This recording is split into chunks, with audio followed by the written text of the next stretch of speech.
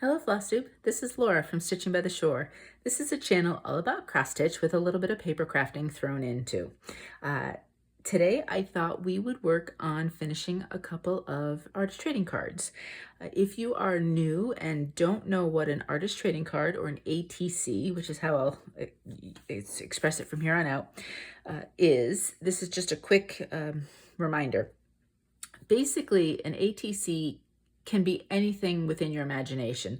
The only rule is that it has to be 2.5 to 3.5 inches. It can be in any direction, orientation. It can be made from any type of art, materials, layers, anything you want. Really, it's just the only thing stopping you is your imagination. And so you can just have a lot of fun with it. You can make them simple. You can make them elaborate. If you were to go on Instagram and check the hashtag, I want to say it's just hashtag artist trading card, you'll see lots of examples and lots of different ways that people do it. So I thought it'd be fun to get a few more of these cards finished up so that I can trade with some of you who have sent me some. And I also want to have some so that if I get trading with other people, I have some ready to rock and roll. Okay, so these are the two pieces that I'm going to finish today. These were stitched within the last month, I think. So this one is from a Luminous Fiber Arts pattern. And that's what's great about the ATCs is that I can look at patterns and not only stitch the full piece for whatever I want with it, but I can also take little bits and pieces of it and use it for small things. You could make cards out of them. You could make tags. You could just say, I like a certain part of a pattern and I'm going to scrapbook that, or I'm going to put it in a small frame, or however you wanted to do it. So I took a very small piece of the Luminous Fiber Arts pattern and I stitched it on an 18 count fabric from To Dye for Fabrics. I don't remember what color this is. I could probably look it up if you wanted me to. And then this one right here, I stitched a small section and what was nice was I was originally just going to stitch the stork scissors, but that was really skinny and small. And I said, oh, let's see what else I can do. And in the pattern, exactly like this, were these other two scissors. And it still made it within that 2.5 to 3.5 inch size. So I stitched that up. And that's from Shakespeare's Peddlar. And it's an 18 count blue fabric, and it's just a Charles Craft fabric. So what I do generally when I stitch my ATCs is I will take a piece of fabric, maybe a 3x4, whatever kind of, if I have a small strip of a remnant from some other pattern, I'll use whatever I have. It's a great way to use up all of your little extra pieces of fabric. And I stitch it first with all of the extra room around it. And then what I do is I put the interfacing on the back. And I like to do that before I cut anything down. So the interfacing was much more than this. I mean, not huge, but bigger than this. And then I knew I could cut it down from there. I have found through trial and error so far that by putting the interfacing on first, then cutting it down, the pieces don't seem to fray quite as much, especially when I freehand cut something like this. Straight lines, they can also fray, but here this is really nice with the interfacing. So that's what I've learned to do with that. I could have maybe made this a little bit thinner, but it's fine the way it is. I like it. Remember, nothing has to be perfect. It's all what you do. Okay, so let's see. What do I need? What I did for the couple techniques that I used was I first took, I wasn't sure what I wanted for base colors. Let's put those over here. So I took 3 different colors of cardstock. I took some eggplant kind of purplish. I took black, and I took kind of a charcoalish gray. I have another piece of that, but then I cut it up. And then what I did was I put these in just a box, brown box that I had gotten an order in, put them at the bottom. Then what I did was I took this Nuvo mica mist. It's the first time I've ever used it. I knew I wanted to do some sort of shimmery spray, and I was going to buy some Tim Holtz spray because he also has some sort of sprays like this, but I couldn't find in stock what I wanted, and I was on scrapbook.com and I just searched out mists and this came up, and this is called Silver Smoke. So that was kind of the color I wanted. I'd never used it before. It wasn't expensive, so I figured I'll give it a try. So basically you just shake it really, really well. You put these in your container. Again, I put them in a box so that the spray would be contained. I went outside because I don't trust myself in here not to make a mess. And then you just basically hold it from, oh, there's the spray. You know, you hold it from whatever height you wanted. And depending on if you want something more delicate, you know, you can go from a higher height. If you want more blotchy, you can go lower. There's lots of different types of sprays and things like this, but I really like this one, and I think they have quite a few colors, so I might be going back for some more. And let me flip them over and I'll show you what I got. So you're going to see in some cases it's pretty subtle. You know, here there's maybe a little blotch or two, but then look with the black, I definitely, especially this one, I got lots of different blotches. And that's okay. I'm actually going to work with that one with one of these pieces. So I couldn't decide, did I want something that was purple? And I thought about that one with that. But I wasn't 100% sure if I wanted to go purple or if I wanted to go black, because my first thought was that the pumpkins were out somewhere in the outside, you know, so you'd have a dark sky with kind of a starry night kind of shimmer beyond. I decided the gray was a little bit too blah, so that one got put aside. And so these were the two, if I wanted to go straight purple, purple on purple, or if I wanted to go black and have more of a contrast. And in the end, I did decide to go with the black rather than the purple because I really liked the contrast. And this is where, I mean, some of you might be looking at this and saying, I love that color on color. And that's where you can do pretty much whatever works for you. But I went with this one. And then I was trying to figure out, what did I want to do? I thought, oh, if I could have some sort of moon. And I took this gray that I had done and I took a circle punch, and I was going to basically, I didn't necessarily want like a bright moon. So I was going to punch that, you know, put it down, adhere it, and then take, you know, cut the little edges off. So it would be partially a circle and partially edges cut off. But I wasn't loving that 100%. There still was a lot of extra room. So then what I did from this piece, I just basically took a couple of the, I took really small strips. And what is this exactly measurement wise? It's probably 1/4 inch. So I basically just cut 1/4 inch down from the bottom here of 2 different pieces. And I said, okay, maybe I can use that somehow to finish off the piece. So in the end, what I thought I would do is I would put this somewhat in a corner, and then I would take the 2 different pieces and I would put them on kind of in sort of a design. So now I'm framing it, I'm framing the piece, which I thought would be kind of cool, and do it along those lines. So what I'm going to do is I'm going to take, this is just some of my double-sided tape. If I can find my edge. This is a 1/8 inch tape because these are so small that I really needed something that was as small as I could possibly get. So I am going to take that right to the edge, because this one is going to be, it's not any extra, so it's going to go right to the edge. And then this one I'll do over. So let me put that on the back too, so it's already set to go.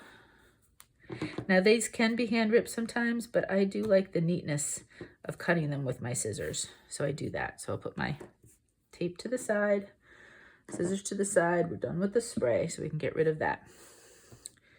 So make sure I'm not pulling on my cardstock. I just take the backing off. Now I want to keep this here so that I have some sort of idea of where I am for framing it. And because this one is the exact same size, I'm going to try to be careful. Now I just eyeball. I don't really do 100% measuring. So this might be a slightly closer to the edge than this, but it really doesn't matter to me. You'd have to be really pulling out a ruler and all that to figure that out. And then the last thing I'm going to attach is my stitched piece, because everything else I can replicate. I'm not going to restitch the stitched piece. All right, so I think I'll make that one a little bit wider as opposed to having it be the exact same size as this. And then let me just take my scissors. These happen to be tonic scissors, and so they can cut through anything that has adhesive on it, and it doesn't stick on the scissors at all. Okay, so here we go. I decided I didn't want to use that blob, so I don't have to. Now, before I completely attach this, I still was thinking in my mind, did I want some sort of moon? And so I thought about, what if I put some sort of brad there? And I went through my brads. A brad, you know, is just basically something with just a little bit of an edge attached to it right there.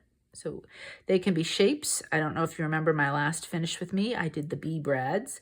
This one just happens to be, and if I do it against the black here, it is a shimmer kind of sparkle glittery brad, and it is yellowish.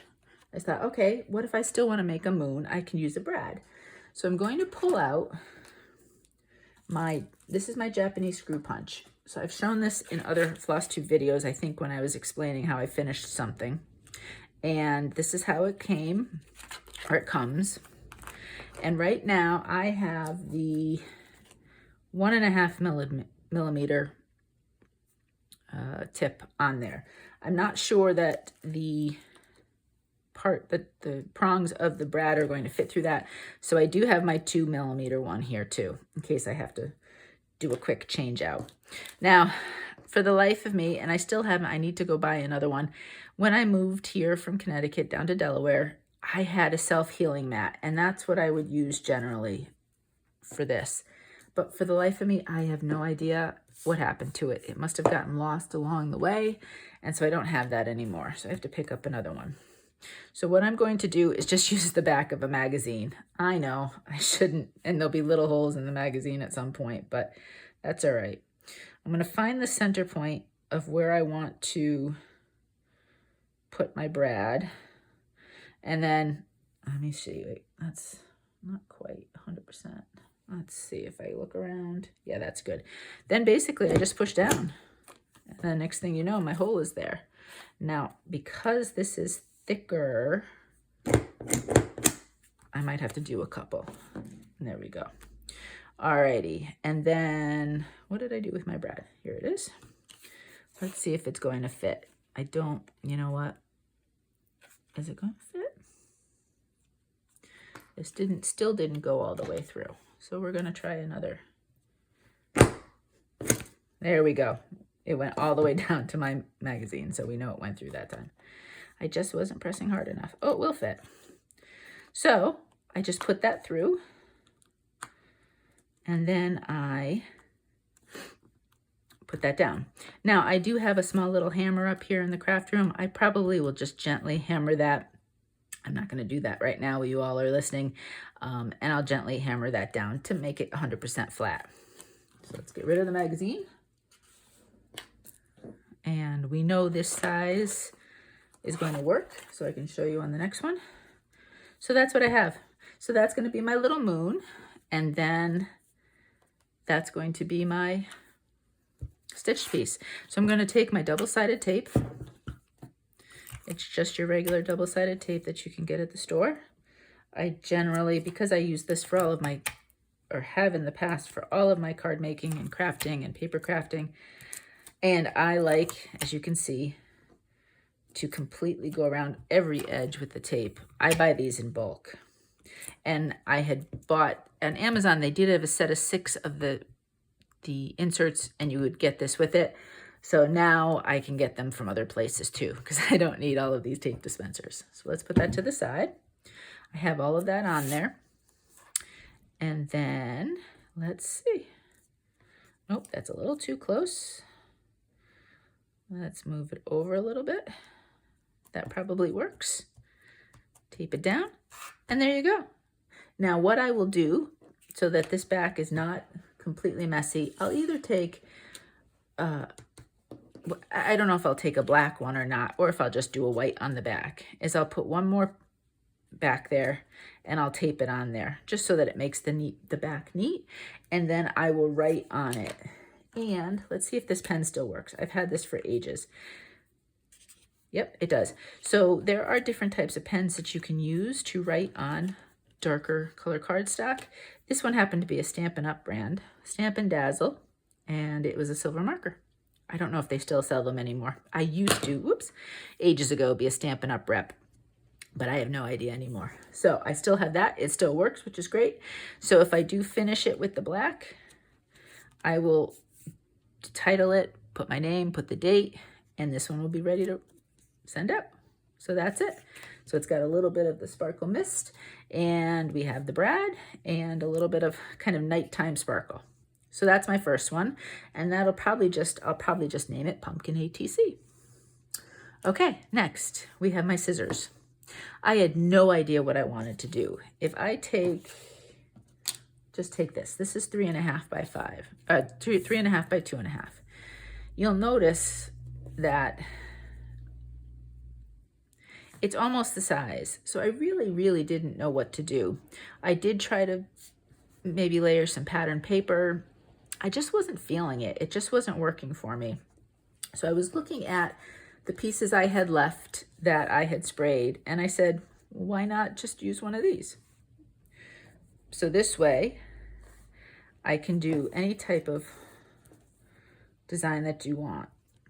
Now I happen to like, and I don't know, maybe I'm alone in this, when I make, for those of you who paper craft, do you like everything 100%? Like I could do right in the middle, and the top and the bottom could be the same, and then side to side could be the same, and have everything even. And depending on the time and place, sometimes I like to do that. But a lot of times, especially when I'm making cards or scrapbooking, I've halfway through a scrapbook page design that I'm going to show you in another video at some point. I find I like to off-center them. And so because this is not just plain, I thought, well, wouldn't that be nice if I just showcased some of the sparkle from the bottom and then have the little sparkle on top. I think the gray, look at how the gray makes the blue look different, but I think I like the black because of the black stitching. And I hadn't even considered this, and I that's a little bit different altogether. So I think I'll stick with the black. So I'm going to make this one really easy. I've already done the spraying. I'm all set to go. I think what I'm going to do is I'm going to finish it like this. And then when I had my brads out, I said, do I want anything?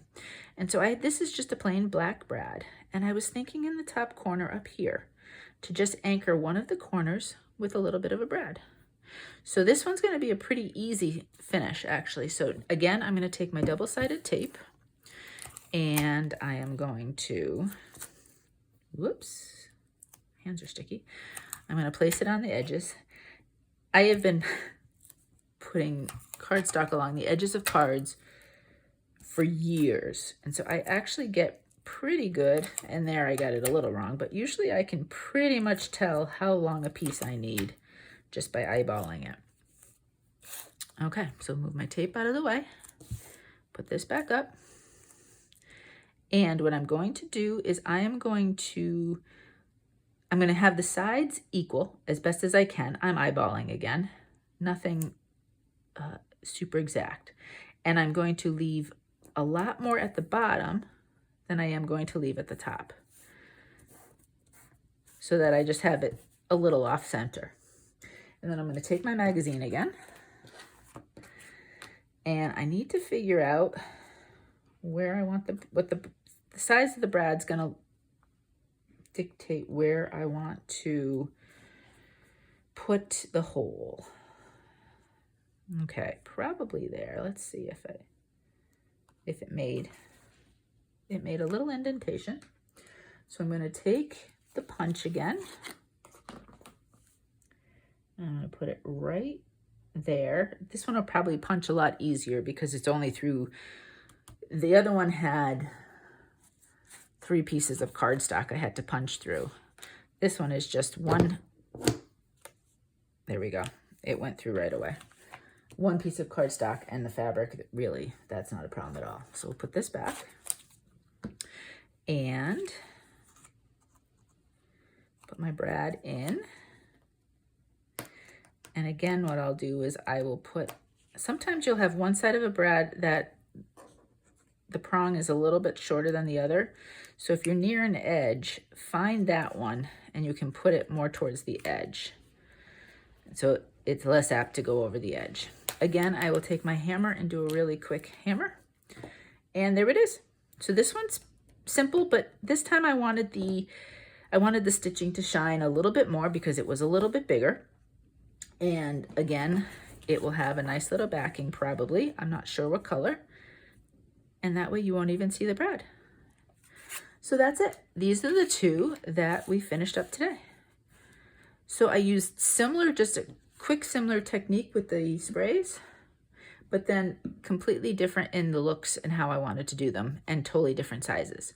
So as usual, if you have any questions, feel free to ask. If I can help you with any materials that I may not have explained what brand they are, or if you wanted to try to find something, I am happy to try to find where I got it from and give you as much info as I can.